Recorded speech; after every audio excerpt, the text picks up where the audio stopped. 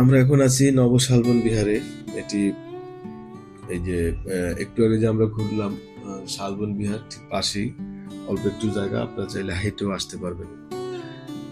এই শালবন বিহারটি 1995 সালে স্থাপিত হয়েছে 2.5 একর জমির উপর। বাংলাদেশ বুদ্ধিস্ট কালচার একাডেমির তত্ত্বাবধানে।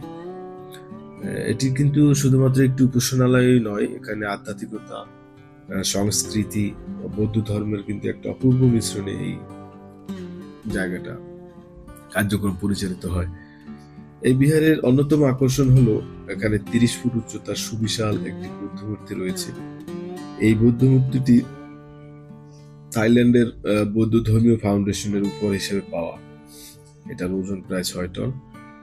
আর মূর্তিটির পাশেই কিন্তু স্থাপিত করা আছে 2টি সোনালী রঙের সিংহ, যা এই বৌদ্ধ বিহারের মহিমা ও সৌন্দর্য কিন্তু আরো বৃদ্ধি করেছে।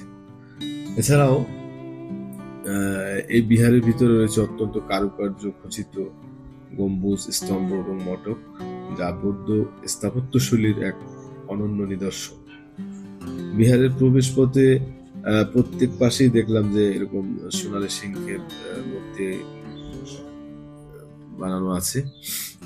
আর বিহারের প্রবেশ পথ থেকে শুরু করে একদম অভ্যন্তর পর্যন্ত প্রত্যেক স্থাপনার ভিতরে যে শৈল্পিক দক্ষতার পরিচয় আমরা দেখেছি, খুবই সুন্দর, সোনালী রঙের।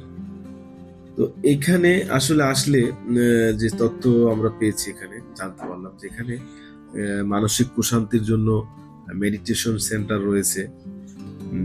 তারপরে বৌদ্ধ ধর্ম এবং অন্যান্য গবেষণার উপকরণ